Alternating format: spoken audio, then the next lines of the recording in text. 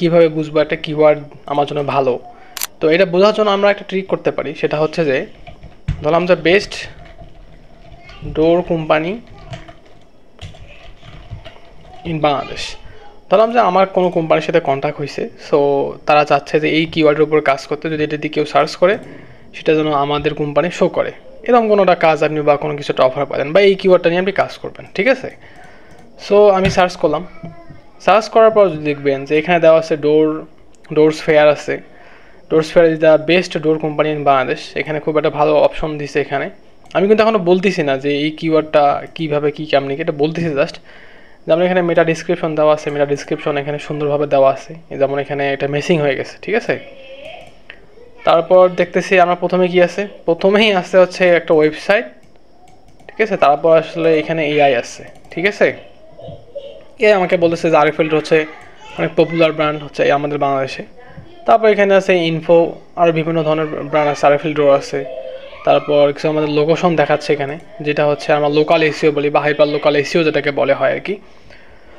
এই বিষয়টি আমি পরে কথা বলবো, তবে এখন কথা হচ্ছে যে এই কিওয়ার্ডটা নিয়ে আমি যদি কাজ করতে যাই বা তাহলে আমার আসলে কী করা উচিত, বা আমি এই কি কেমনে বুঝতে পারবো যে এই কিওয়ার্ডটা আমার জন্য আসলে কতটুকু নেওয়া যাবে কি না, ঠিক আছে না? তো আমি যদি প্রথমে দেখি যে এই সাইটটা ডোরস ফেয়ার আমার হয়তো বা অন্য কোথাও নিয়ে গেছে, হ্যাঁ ঠিক আছে, আচ্ছা ভিতরে ঢুকে গেছে, এই পেজটা আমি এখানে থাকি। আচ্ছা, সো এইখানে নিয়ে আসছে, মোটামুটি দেখে মনে হচ্ছে এটা ওয়ার্ডপ্রেসের সাইট, ওয়ার্ডপ্রেস দিয়ে বিল্ড করা আছে। আমার এখন কাজ হচ্ছে যে আমি এটা কেমনে বুঝবো যে এই সাইটটা অথরিটি কেমন বা এখানে আমি সক্ষমতা রাখি। তো এটার জন্য আমাকে যাওয়া লাগবে, যেটা হচ্ছে যে ডোমেন অথরিটি চেকার, ঠিক আছে? আমি লিখবো যে ডোমেন অথরিটি চেকার, এইখানে যাবো একদম বিগিনার লেভেলে।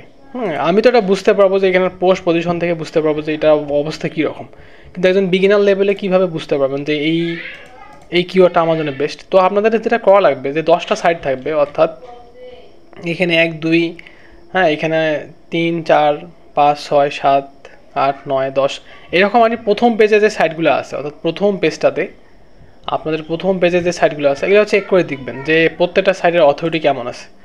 আমি এটা আপনাকে শো করতেছি, সাপোজ আমি এই সাইটটা নিলাম, কপি করলাম, কপি করার পর আমি এখানে গেলাম, এটা আপনি এখানে ফ্রি চেক করতে পারবেন।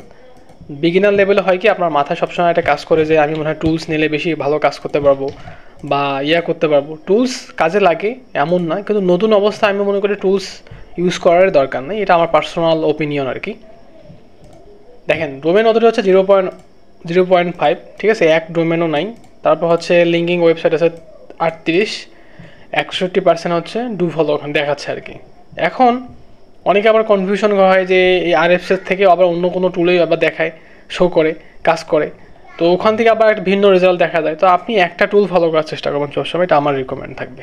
সো আমি ডোমেন অথরিটি নিয়ে গেলাম, এটা একটা প্রপার ওয়ে থাকে। প্রপার ওয়ে বলতে আমি এখানে গুগল শিট থাকবে, আমার গুগল শিটে আমি হচ্ছে এখানে কাজ করব, এবং আমি ওয়েবসাইটের নাম থাকবে, ওয়েবসাইটের ডোমেন অথরিটি থাকবে, তারপরে কী পরিমাণ পেজ আছে, এগুলো প্রত্যেকটা এক কী বলবো, এটা একদম মানে সুন্দরভাবে গুগল শিটে থাকবে।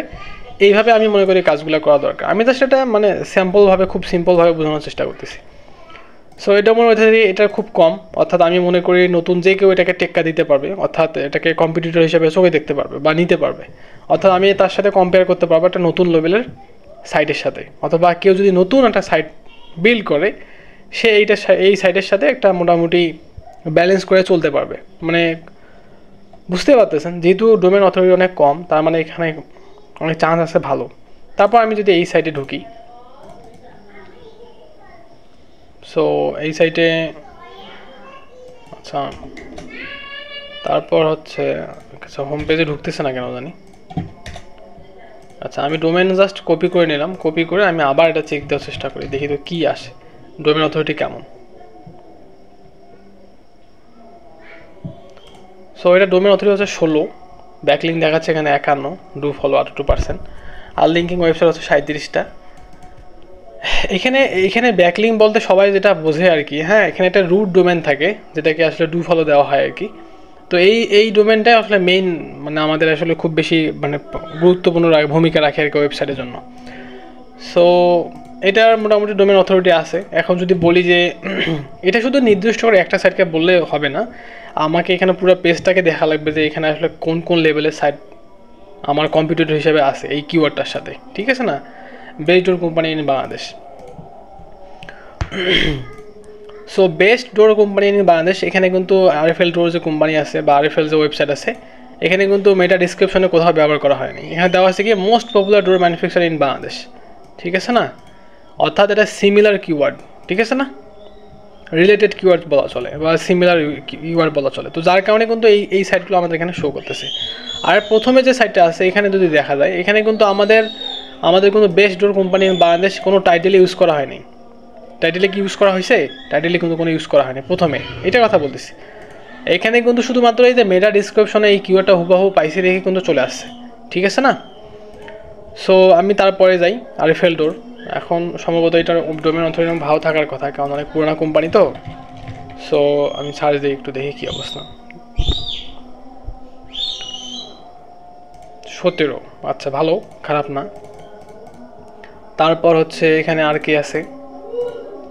সো আমি এইভাবে চেক দিব, চেক দেওয়ার পর আমি শুধু চেক দিব না, আমি ডোমেন অথরিটি চেক দিব, প্লাস হচ্ছে আমি এই কন্টেন্ট কতগুলো আছে এইগুলো চেক দিব।